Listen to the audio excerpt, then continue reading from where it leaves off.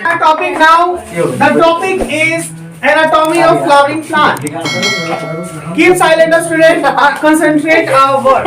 हमारे शब्दों पे थोड़ा ध्यान दीजिए, बहुत ही जरूरी है। ये शब्द क्या है?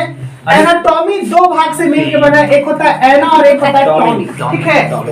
तो एना का मतलब होता है और टॉमी का मतलब टॉमी जो होता है कट होता है और एना का मतलब होता है पार्ट। अगर हम लोग पार्ट्स को कट करके देखेंगे तो इसके स्ट्रक्चर को रिवील कर सकते हैं कि इसका स्ट्रक्चर क्या है। और हम लोग पढ़ने वाले हैं फ्लावरिंग प्लांट्स में, तो ये एक आ जाएगा बॉटनी का सेक्शन, ठीक है? अगर मैं बात करूं कि बॉटनी जो है, बॉटनी इसमें हम लोग व्हाट इज बॉटनी? तो botany is the study of plants. What is zoology? Study of animals. So we study about the anatomy of flowering plants. So it is a branch of botany ना, biology में दोनों आ जाता है, लेकिन if we talking about the specialized branch, then it represents by botany. यह botany के द्वारा represent किया जाता है।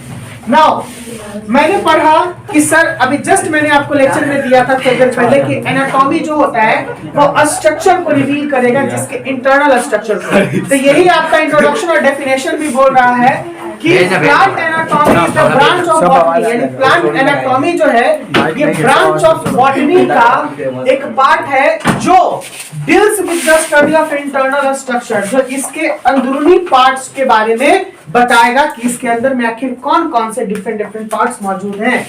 एंड ऑर्गेनाइजेशन ऑफ प्लांट, तो in the morphology of plant we are study about the shoot part, हां प्लस द नीचे ना लगला, ठीक है? नहीं it is talking about this is the part of a shoot and this is a part of a root. So when we cut these parts, we study about their vascular bundles, ठीक है?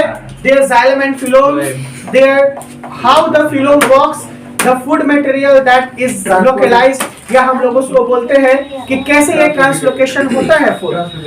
अगर lives बनाएगा, lives से plants modified करते हैं और बहुत सारे इसके प्लांट्स के पार्ट्स में फूड स्टोर हो जाते हैं। तो how it can be possible?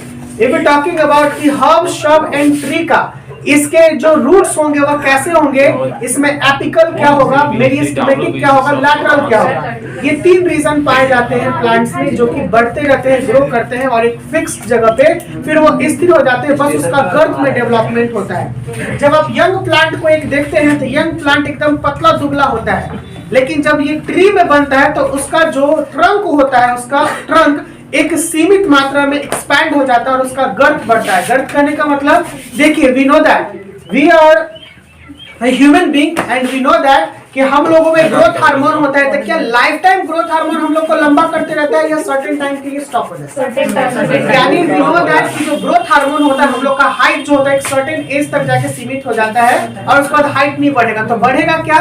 Growth hormone always secret होता है, अभी भी हम लोग में सीक्रेट हो रहा है, लेकिन अब हमें ये गर्थ करने का मतलब होता है हमारा मोटापा, हमारा एक्चुअल जो फील होता है, जैसे हम लोग दिखते हैं अपने आप में, जैसे हमारा फेस, हमारा बॉडी, हमारा स्ट्रक्चर, इसमें बदलाव आता है, ना कि हमारे हाइट में बदलाव आएगा। हाँ, एक्सटर्नल अपीयरेंस में बदलाव आने लगेगा, इंटरनल अपीयरेंस में। तो इसी तरीके से आपको प्लांट्स में भी बहुत चीज देखने के लिए मिलेंगे। So here we are study about in the detail the introduction of the plant anatomy.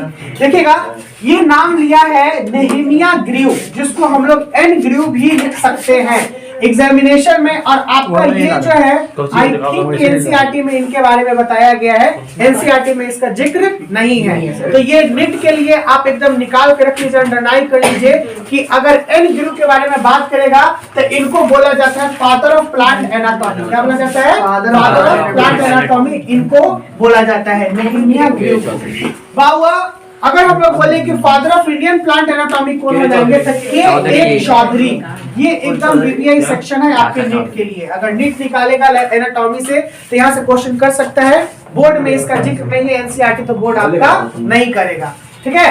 देखिए, तो ये तो हमने दो चीज देख लिया कि जानना जरूरी है। इसी तरीके से सबसे फर्स्ट बेसिक क्लास में हमने जाना था कि who is the father of biology? Aristotle. Who is the father of botany?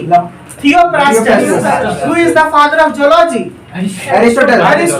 Who is the father of taxonomy? Thales Linnaeus. तो सभी कोई के फादर है। फादर कैसे बनता है भैया? उनका जन्म, जब उन्होंने टर्म यूज कर दिया, जब उन्होंने बात कर दिया, सबसे पहले इन्वेंशन कर दिया, यूज में ला दिया, तो उसके फादर बन जाते। बाबू माइटोकॉन्ड्रिया हम लोगों ने देखा है। माइटोकॉन्ड्रिया का काम क्या होता है? और ये जो है पावर ऑफ द सेल जो है, वी नो दैट, तो ये सेल का एक ऑर्गेनल है। तो इसके बारे में भी आप लोग को पता चलेगा कि इसके भी कोई डिस्कवरी जरूर किए हैं माइटोकॉन्ड्रिया को। ब्लड के बारे में आपने सुना होगा, ब्लड की डिस्कवरी को कौन किए हैं? ब्लड का who is the father of blood? हम लोग बोलते हैं कि ब्लड के बारे में कौन बताया? नाम नहीं जानते हैं ना, बहुत डीप हो जाता है, बहुत ऐसी चीज होता है हम लोग नहीं जानते, लेकिन इस बायोलॉजी में हम सभी के बारे में जानेंगे। लैंड स्टीयर के बारे में शायद आप लोगों ने सुना होगा, विलियम हार्वी के बारे में सुना होगा। विलियम हार्वी का नाम सुना है? नहीं सर, सर्कुलेशन पढ़ाएंगे तो हम बताएंगे, ठीक है? विलियम हार्वी ब्लड, ठीक है, हाँ ब्लड में। नेक्स्ट वी नो अबाउट, देखिए सबसे पहले हम लोग जानते हैं टिश्यू। देखिए एक्चुअली बहुत जगहों पर सेल स्टार्ट किया जाता है, सेल से स्टार्ट करेगा आपका, सेल के बाद फिर टिश्यू आ जाता है, ये एनाटॉमी पढ़ा देगा। लेकिन सबसे पहले डाइवर्सिटी यहाँ पढ़ाने का मतलब था कि आप पहले जीवों को जानिए कि कितने जीव के, कितने डिफरेंट काइंड के लिविंग ऑर्गेनिज्म फाउंड है। Now we are study about the tissue, a group of cells which is similar और डिसिमिलर इन शेप, यानी ग्रुप ऑफ सेल होगा, या तो ये सिमिलर इन शेप हो जाएगा या तो डिसिमिलर इन शेप हो जाएगा, इस तरीके से। having a common origin, एक common origin के साथ। If we talking about the hepatic cell, तो hepatic cell से क्या बनेगा? hepatic cell से क्या बनेगा? सर hepatic cell से बनेगा liver, hepatic cell से क्या बनेगा? liver। कार्डियक सेल से क्या बनेगा?